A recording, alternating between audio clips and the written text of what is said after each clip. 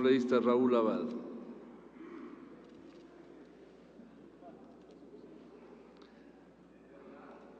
Asambleísta Mari Verduga.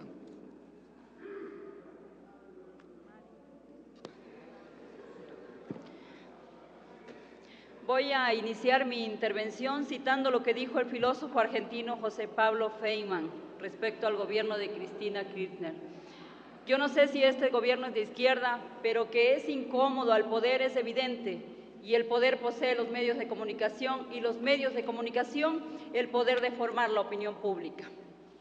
En el caso ecuatoriano, estoy convencida que el gobierno de Alianza País es un gobierno de izquierda, democrático, progresista, que antepone los intereses de la nación, del Estado, de todas y todos los ecuatorianos a los intereses corporativos, de grupo o de aquellos que durante décadas estuvieron en el poder.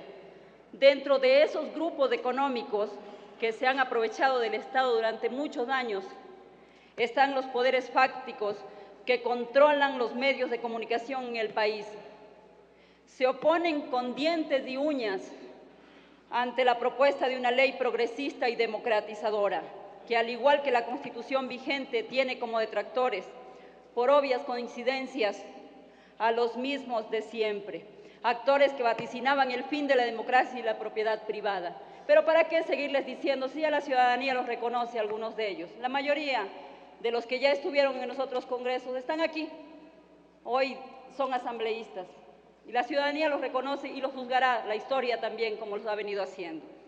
Pero bueno, es gracias a la iniciativa de un prohombre como Eugenio Espejo, que un día como hoy, los periodistas podemos festejar que se dio la libertad a la comunicación, que tenemos libertad de comunicación. Los periodistas podemos festejar. Fue con el periódico Primicias de la Cultura de Quito, un medio de comunicación con contenidos revolucionarios e independentistas que marcó una era de lucha, de búsqueda de la libertad y la liberación para el Ecuador y para América Latina. Y por eso es que quiero también dar un saludo a mis compañeros periodistas, como ciudadana y como profesional de la comunicación, defendiendo esta ley de comunicación. Una ley de comunicación que es importante, y importante también que precisamente hoy, un 5 de enero, tengamos ese primer debate.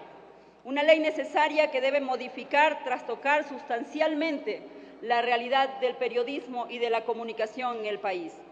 Una ley necesaria para articular la vigencia de los derechos y las libertades fundamentales del hombre. Libertades para pensar y expresar lo que pensamos. El derecho de la información y a la comunicación que tenemos los seres humanos, sobre todo aquellos que entendemos que el siglo XXI no es la época de los fusiles y las metrallas, sino la época del debate, del análisis, del respeto al pensamiento distinto, al disenso, a la pluralidad. La ley que nos ocupa en este pleno debe garantizar los derechos constitucionales de las ciudadanas y de los ciudadanos, debe respetar los tratados internacionales y, en especial, democratizar la comunicación. Porque ¿de qué sirven los derechos si existen medios democráticos que acojan la universalidad del pensamiento?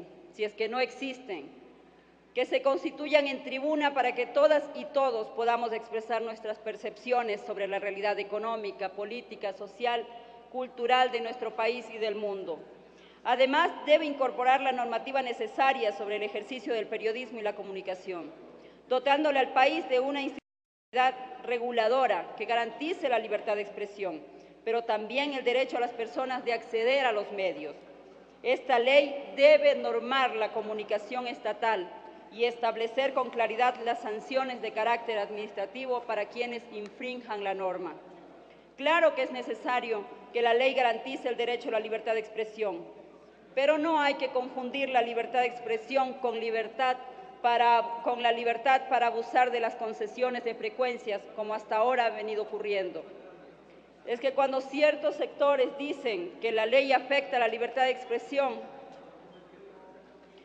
¿qué vamos a hacer sin libertad de expresión? Habría que entender que se está refiriendo a qué van a hacer sin frecuencias, porque han estado acostumbrados a que funcionarios de los organismos pertinentes les entreguen las frecuencias sin cumplir los requisitos exigidos por la ley.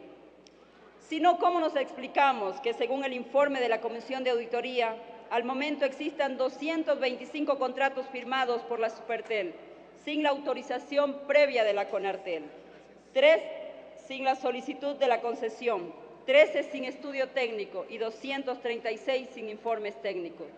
¿Cómo nos explicamos que existan 14.232 megahercios del espectro radioeléctrico ilegalmente concesionados, de los cuales 12.556 corresponden a la televisión codificada terrestre, 1.500 a la televisión codificada satelital, 150 a la televisión abierta y 26 a la radiodifusora sonora? Entonces, necesitamos una ley que revierta al Estado las frecuencias concesionadas de manera ilegal y garantice que estos abusos no volverán jamás. ¿Cómo explicamos los negociados hechos mediante la venta o transferencia directa de concesiones de frecuencias, cuando la Constitución de manera clara manda que el espectro radioeléctrico es propiedad del Estado? Sin embargo, bajo la figura de venta de equipos, se ha vendido también las frecuencias, constituyéndose en jugosos negocios para quienes de manera legal o ilegal accedieron a frecuencias, incluso con el propósito de luego transferirlas al mejor postor. ¿Cómo explicamos la autoasignación de frecuencias en beneficio de exmiembros de los organismos que se supone fueron creados para garantizar la transparencia y el cabal cumplimiento de requisitos y procedimientos? ¿Cómo explicarnos el acaparamiento de frecuencias en pocas manos si del informe de la auditoría se desprende que una misma persona o empresa tiene cerca de medio centenar de frecuencias? Estos abusos y muchos otros debe corregir la ley que hoy nos ocupa. Creo entonces, compañeras y compañeros asambleístas, que la nueva ley debe garantizar la democratización del espectro radioeléctrico, asignando al menos 1/3 de este espectro para medios de carácter comunitario, 1/3 para medios de carácter público y otro tanto igual para los medios de carácter privado. Y quienes no están de acuerdo con esta propuesta, sería bueno que expliquen al país cuánto de las 1.637 estaciones que operan con concesión de frecuencias en el país a febrero del 2009 son medios comunitarios y cuántos públicos, y cuántas de las 261 estaciones que operan sin concesión de frecuencias son comunitarias. Para graficar mejor, veamos el caso de mi provincia, Santo Domingo de los Áchilas. De las 62 estaciones de radio y televisión que operan con concesión de frecuencias y de las 3 que operan sin concesión de frecuencias, ni una estación tiene el carácter comunitario.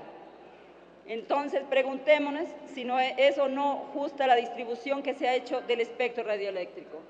Si el actual estado de cosas garantiza o no la libertad de expresión, la pluralidad de información, ¿cómo va a garantizar si los humildes, los pobres, los campesinos no tienen acceso a las frecuencias? Es hora que las y los ciudadanos dejen de ver televisión y la hagan ellos mismos, que dejen de escuchar radio y produzcan ellos mismos la programación, que dejen de ser receptores y pasen a ser actores verdaderos de los procesos comunicacionales.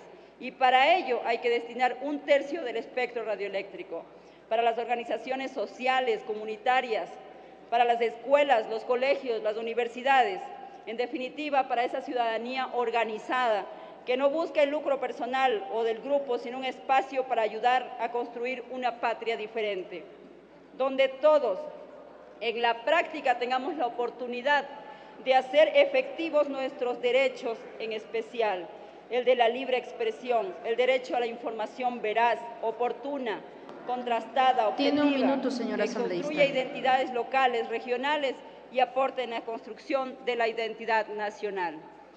Ahora bien, si va a asignar 1/3 del espectro radioeléctrico para medios comunitarios, habrá que tener una ley que garantice una proporción similar en la asignación de la publicidad o la propaganda estatal para los medios comunitarios, a fin de que estos recursos sean invertidos en mejoramiento profesional y tecnológico. Caso contrario, estaríamos aceptando que estos medios deben desaparecer.